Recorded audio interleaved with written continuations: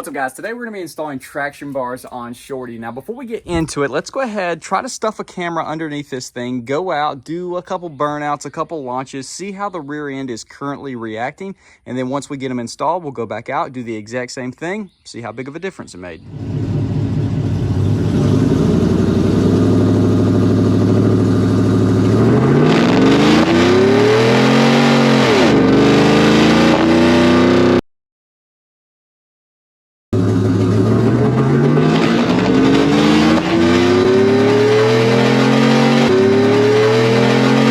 So I'm really hoping the GoPro footage turned out good because I think that perfectly showcased the issue that we're trying to fix with this modification. So spun pretty much all of first gear, and in the higher RPM, it started to wheel hop pretty bad.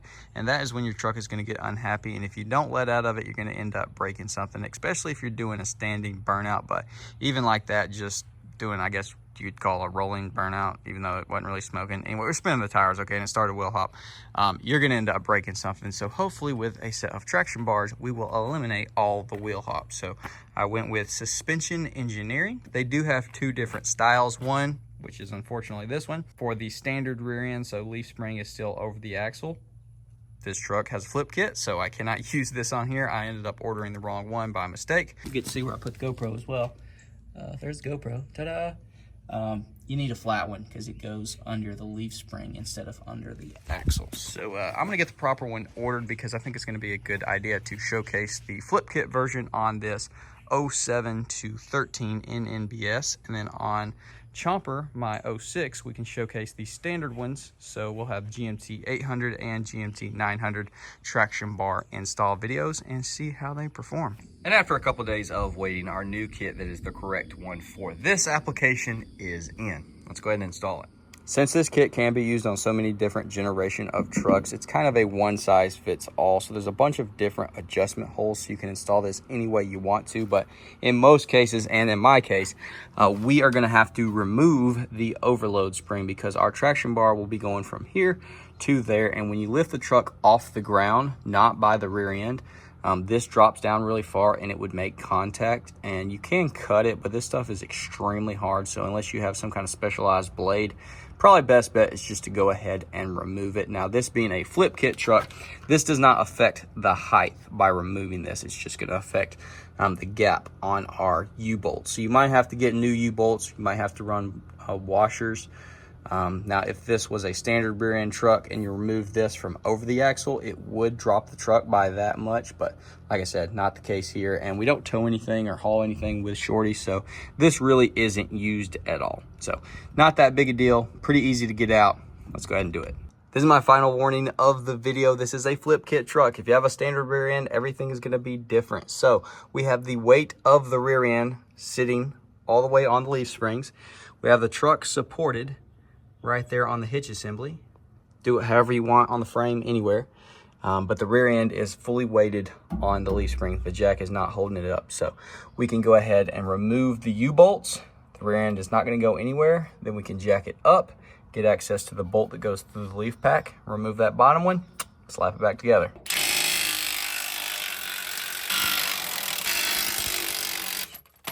And of course, we are not reusing this bottom plate.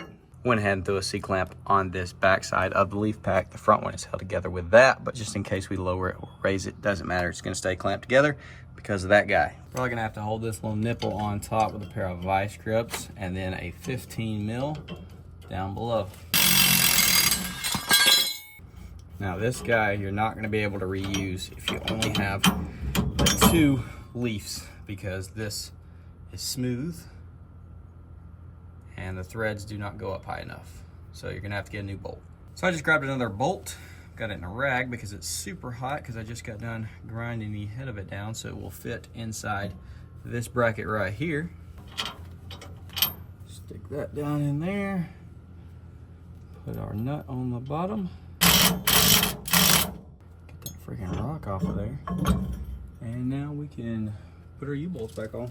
First thing we're going to use from the kit is obviously this U-bolt mount slash traction bar adjustable plate, whatever you want to call it. Anyways, same thing as the flip kit plate that holds the U-bolts, except for obviously we have this guy, which is where you mount your traction bar, You can have it in high, medium, low. We're going to be doing everything, I think, in the low position for now, and we'll see. We'll obviously have to play around with it, try to get it as dialed in as possible, but install it however you want. Either way, you're either going to need new U-bolts, get lucky with your current U-bolts, or get some washers. We're going to be using some washers today. Go ahead and line this guy up, and of course you got to have the center bolt that we took out and then reinstalled, just like that as well. Make sure it's lined up.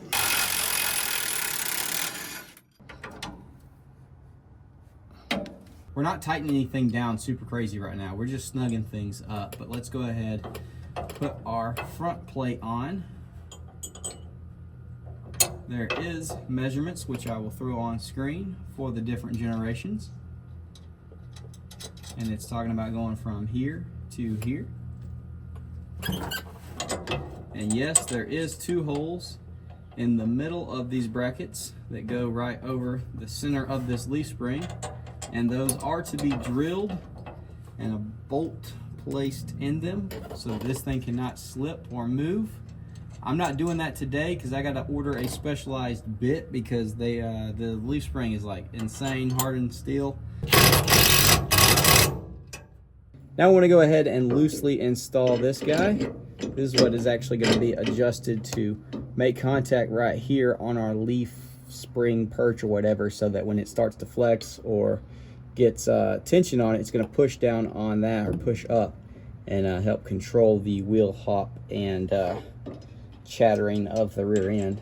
Now I breezed over the instructions and I didn't necessarily see where it said that you need to install these with the weight of the truck on the axle, but that only makes sense to me. So we're going to lift it up off the jack stands, full weight of the truck on the axle, just like it would be when it's driving. Now we can go ahead and bolt this guy up and see how much we're going to need to adjust. I'm just going to put the bolt through it just to hold it in place. Give us a little bit of slack. You can do this where it's touching all the time, or like they say, with a, I think, eighth inch of a gap. That's what we're going to shoot for. That way, once you preload the truck, the suspension should flex enough to where it's applied pressure, and then you're good, and it's not constantly on there. Now, whether or not that'll make it ride like garbage when the suspension's going up and down, it hitting, I don't know. It should, whenever the suspension goes down, droop this down, but we'll just have to play around and see. I will obviously give y'all updates, but dude, that's pretty much it. That's close right there. So we're gonna go ahead and tighten this guy down, and then before we finalize this one, we'll make sure it looks like it's good sitting on the ground on the tires.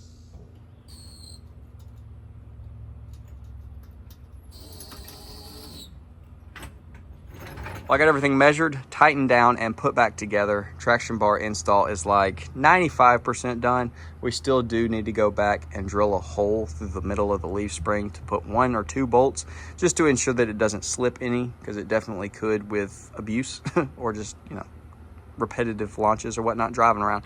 It's going to be best to put 1 through there. So once we get a proper drill bit, we will in fact do that. But dude, it looks really, really good. Pretty sleek. Opted for the black one. There is a red option, but I didn't think that would look good at all on this truck, so I'm very happy with the black. Obviously the hardware is polished, so that kind of pops. Looks pretty cool. Definitely needs some more horsepower to back it up, but you know, we're working on a little suspension, then we're gonna do some more power, then we'll do some more suspension, just bounce back and forth. All right, I'm stoked. So I got the gap, it's kind of hard to see, between the leaf spring frame part and that ever so slightly. You know, you can put it at whatever. They have recommended measurements. Some people I've seen online say to just go ahead and ever so slightly have it touching. That way it's preloaded. And then other people have said a larger gap. That way maybe it rides better. I don't know. I've never had traction bars before, so we're going to play around with it. It's pretty easy to adjust. So we'll go drive it, and, you know, we don't like the way it's riding, loosen that up or tighten it up, and go back out and just play around with it. So I'm excited to see how she does. Hopefully our wheel hop is eliminated, because it was pretty gnarly in here. The whole rear chunk just going crazy. Not necessarily like straight up and down, just like rotating really bad, which hopefully this is going to help with wheel hop, and that's kind of caused by like axle warping. So it all ties in together. Either way, let's go drive this thing, see how comfortable it is. Hopefully it rides pretty much like it did before. Obviously we took the overload spring out as well, so maybe that has an effect. I don't know. Hopefully it rides good, and then we'll go launch this thing and see how she does.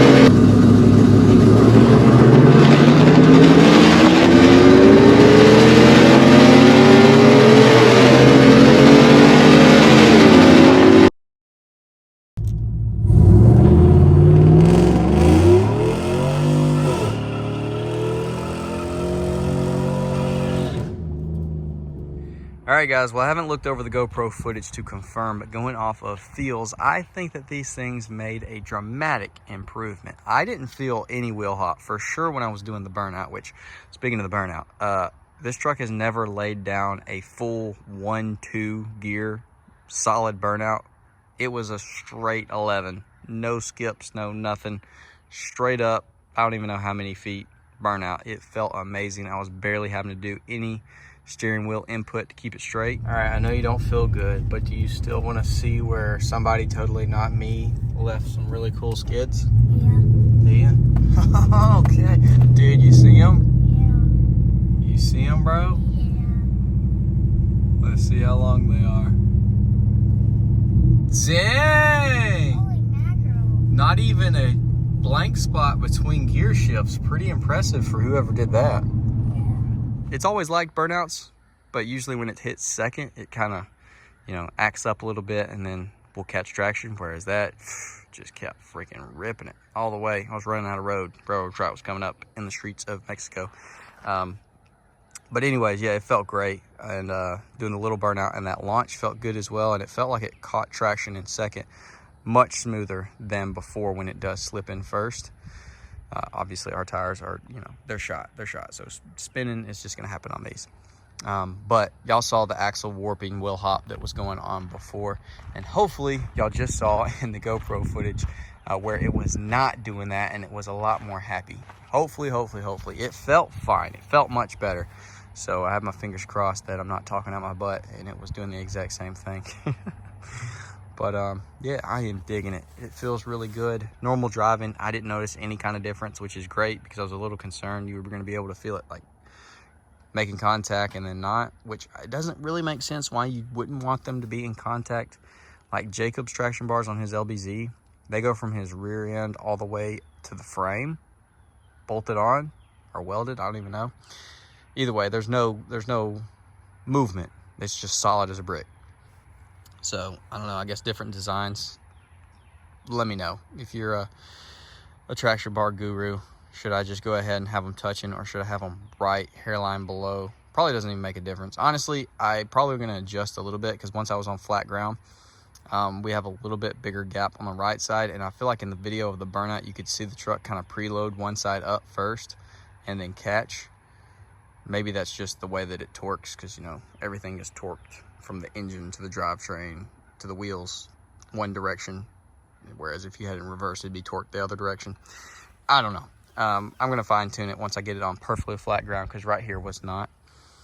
But yeah, I am stoked with it. It seems to feel really good, doing its work, not hindering us with like comfort of normal driving, and I think it looks sick. It's not gaudy, but yet it is, it's noticeable. If you're looking for it, you will see it. And you might think this thing is got turbo or something under the hood. It don't, but someday. Anyways, yeah, that's probably about it. This was Suspension Engineering. I think, why am I having a brain fart? The people that made my Speed Engineering, my long tubes. I think they have the same exact kits. They just brand them differently. Maybe I'm wrong with that, but I saw a lot of videos of Speed Engineering traction bars, and they look identical to this. Maybe I'm wrong, but I'm pretty impressed with these. I like them. I mean, nothing crazy about them, but then again, pretty easy to install. Of course, we do still need to go back and drill that hole, whereas some of the kits you don't have to. Some of them use that front mount. And I know things like Caltrax is what everybody's going to say I should have went with, probably. Which, yeah, you want to spend the money and get what everybody else has because it works and it's nice, then go Caltrax. And that's probably what I'm going to end up doing on Cheat Code here. Let me know. I just wanted to try something different. And then, obviously, we're going to try it again on Chomper because I ordered the wrong kit to begin with. But hopefully it has the same effect on Chomper. And it'll be sweet. But that's going to be about it for this video. Hopefully you did enjoy. Leave a like if you did. Dislike if you didn't. Subscribe if you're new. Ring that bell notification. Check out the links in the description. Pick up a hat like I got on my head right here. Pick you up a decal like I got right there. All the money you spend there goes directly back into the channel, into the trucks. More mods, more trucks, more videos just for you guys. Well, I say just for y'all. It's for me too because I love doing this stuff. But I appreciate everybody that has bought a product already and will in the future. It really does mean the world to me. And I can't wait to see my first person rocking an LMF hat. It's going to be awesome. Can't wait.